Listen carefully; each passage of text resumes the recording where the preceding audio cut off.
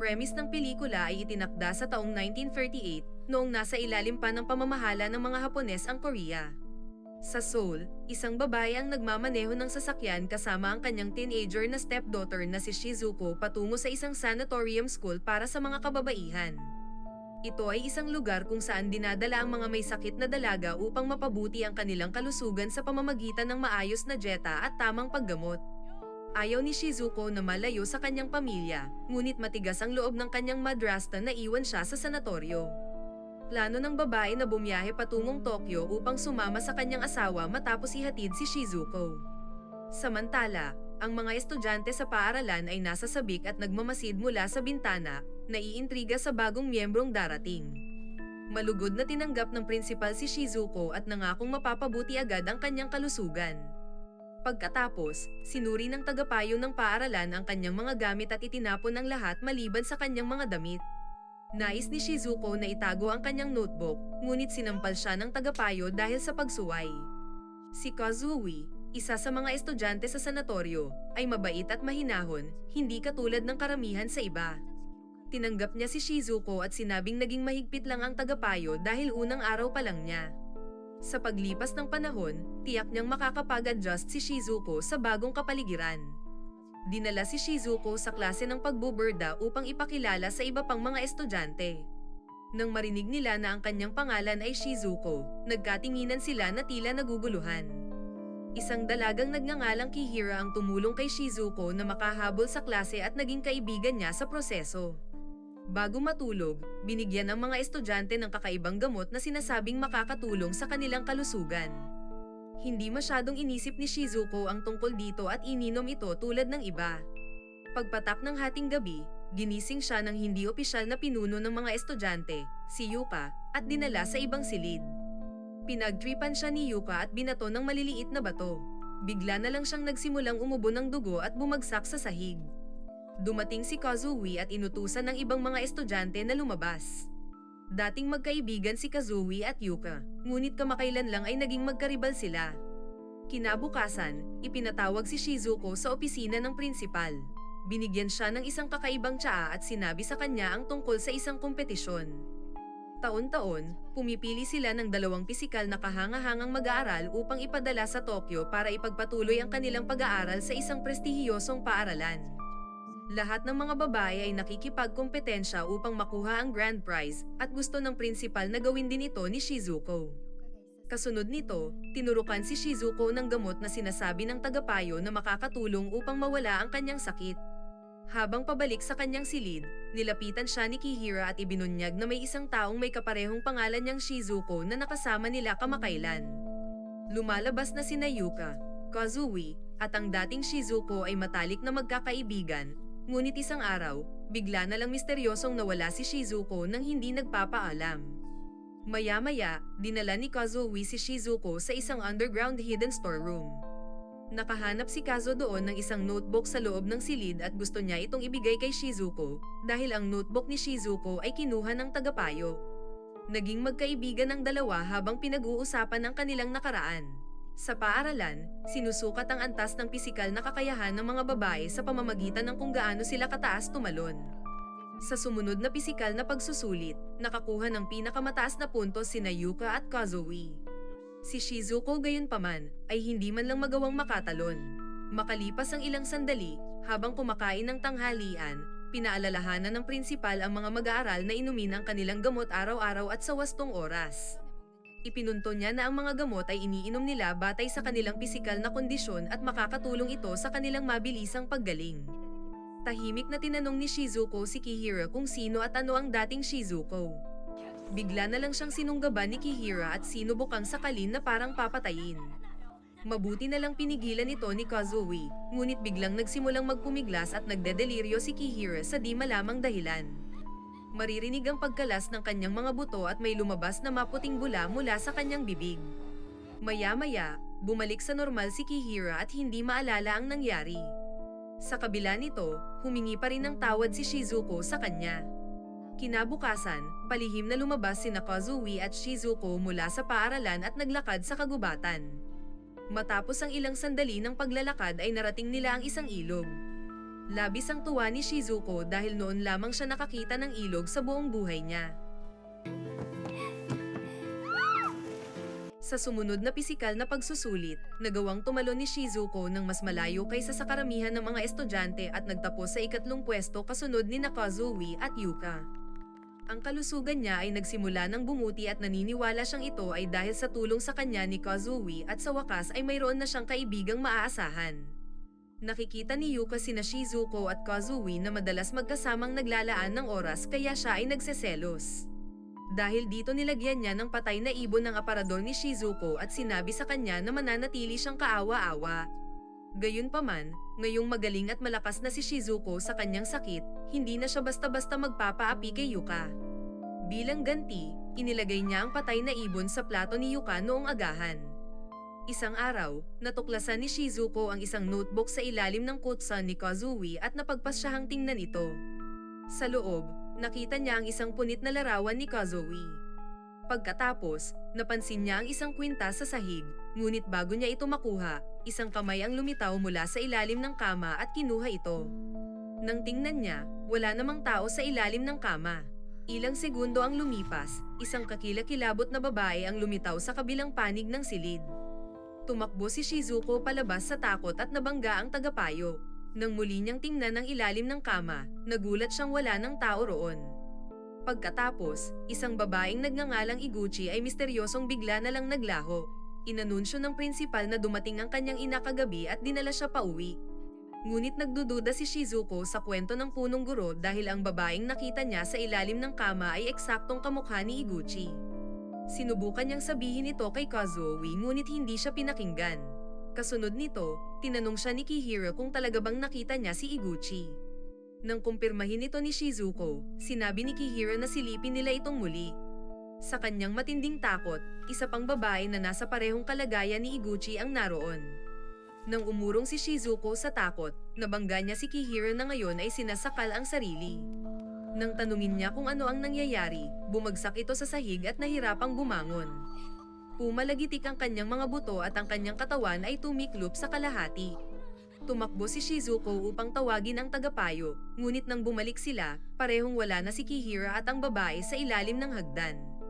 Ipinatawag si Shizuko sa opisina ng prinsipal na nagsabing siya ay nakaranas lamang ng mga guni-guni kaya kailangan niyang uminom ng mas mataas na dosis ng gamot. Sinabi rin nitong lumipat na si Kihiro sa ibang paaralan noong umagang iyon. Ngayon ay sigurado na si Shizuko na may kakaiba talaga sa paaralan na ito. Makalipas ang ilang sandali, magkasama silang dalawa ni Kazuwi sa palaruan, nag-uusap tungkol sa kung ano-anong bagay. Alam ni Shizuko na naging mabait lang si Kazuwi sa kanya dahil pinapaalalahanan siya nito ng nakaraang Shizuko na nakatira kasama nila. Wala siyang problema sa pagiging kapalit, ngunit hindi niya gusto ang katotohanang hindi siya papahalagahan ni Kazuwi kung hindi dahil sa mas naunang Shizuko. Sa kabila nito ay tahimik lang si Kazuwi, na para bang kinukumpirmang tama ang mga sinabi niya at nagiging mabait lang siya kay Shizuko dahil sa dating Shizuko na kaibigan niya. Galit at dismayado, tumalon si Shizuko gaya ng ginagawa nila sa pisikal na pagsusulit, at tinawid ang buong rampa. Pareho silang labis na nabigla. Pumunta sila sa banyo kung saan sinabi ni Shizuko na nakakaramdam siya ng kakaiba sa kanyang katawan at humingi ng tulong kay Kazuwi. Nagpaalala naman ito kay Kazuwi ng isang nakaraang pangyayari na hanggang ngayon ay bumabagabag sa kanya. Tumakbo siya palayo at bumaba sa basement. Sa gitna ng silid ay may malaking kahon na nagpapaalala rin sa kanya ng isang bagay mula sa nakaraan na may kaugnayan sa naunang Shizuko. Pagkatapos ng insidente, pumunta si Shizuko sa opisina ng prinsipal at hiniling na kung maaari ay ititigil niya na ang pag-inom ng gamot dahil pakiramdam niya ay mas mabuti na siya. Sumang-ayon naman ang punong guro at inutusan siyang bumalik na sa kanyang silid. Sa susunod na klase sa pagbuburda, inanunsyo ng prinsipal na pipili siya ng isang potensyal na kandidato na sa tingin niya ay mananalo sa kompetisyon. Lahat ay naniniwala na magiging alinman kina Kazuwi o Yuka ang pipiliin, ngunit sa kanilang pagkagulat, pinili niya si Shizuko. Nang umalis na ang prinsipal, inatake ni Yuka si Shizuko dahil inagaw daw nito ang kanyang pagkakataon. Matapos siyang paulit-ulit na mabangga sa aparador, sumigaw si Shizuko at itinulak siya pabalik. Dahil sa puwersa, nabasag ang salamin ng aparador at nagkalat sa mga piraso. Sa isang pagsabog ng galit, sinakal ni Shizuko si Yuka sa leeg at itinaas siya sa hangin. Ikinagulat ng lahat ang kanyang lakas at walang sino man ang nangahas na pigilan siya. Bumalik lamang siya sa sarili niya nang mawalan ng malay si Yuka. Pagkatapos, tinanong siya ni Kazuo kung ayos lang siya. Kahit na ang mga piraso ng salamin ay nakatusok sa kanyang palad, sinabi niya na hindi niya nararamdaman ang anumang sakit. Naiwan si Kazuo na walang masabi dahil naranasan din ng kanyang naunang kaibigan na si Shizuko ang parehong pakiramdam ni Shizuko ngayon. Sinimulan niyang alugin si Shizuko ng marahas, hinihingi na ilahad nito ang kanyang tunay na pagkakakilanlan.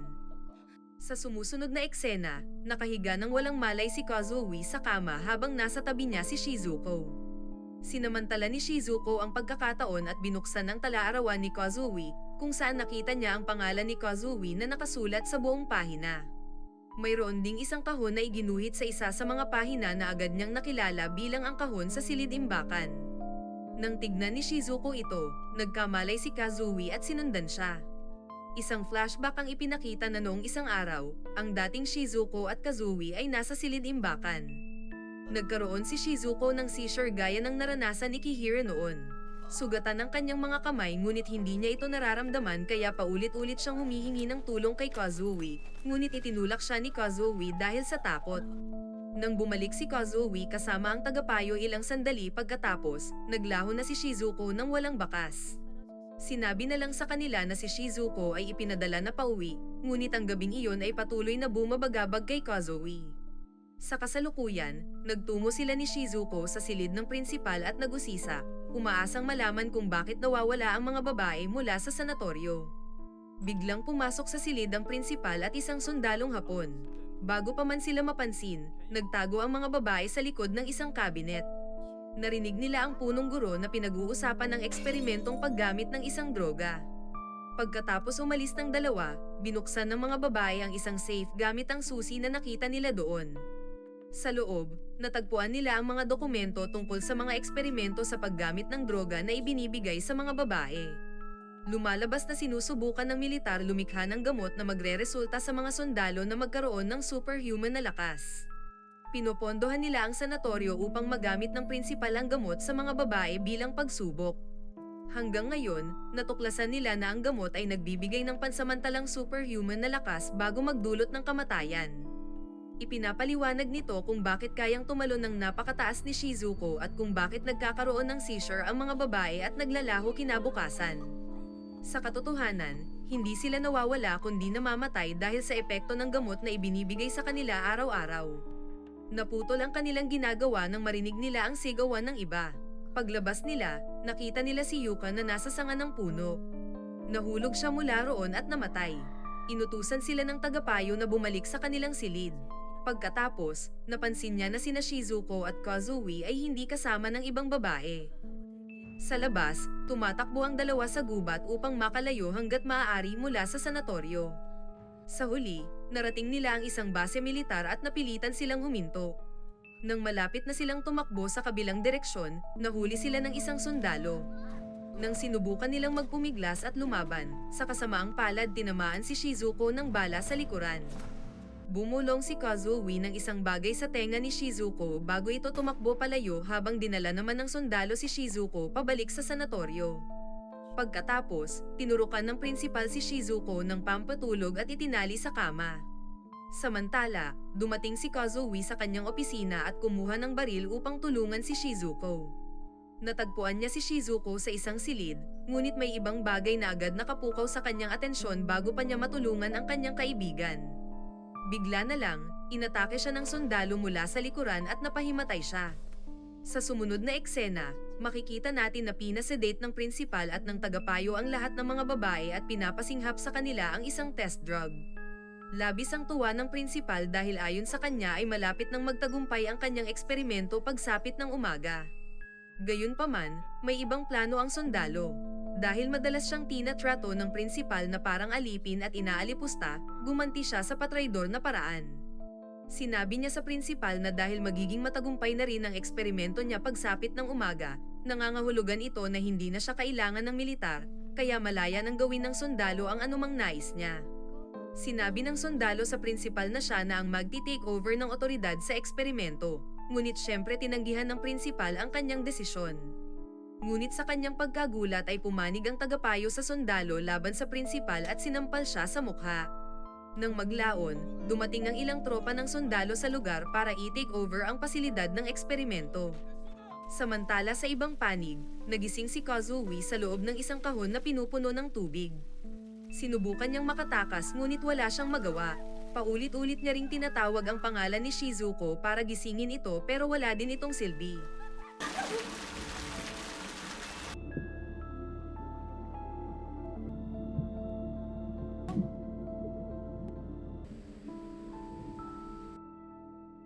Pagkalipas ng ilang sandali, nagising si Shizuko at tumakbo upang hanapin si Kazuo.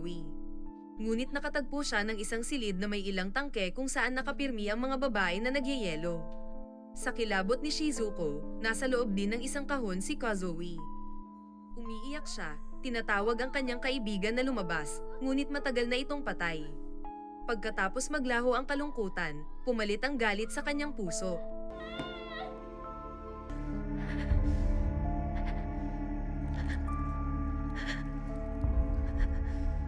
Lumabas siya upang patayin ang lahat ng sangkot sa mga eksperimento na pumatay sa kanyang kaibigan.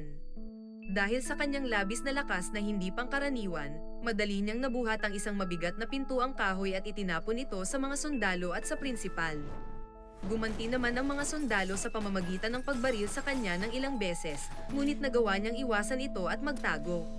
Pagkatapos noon, pinatay niya ang lahat ng sundalo isa-isa.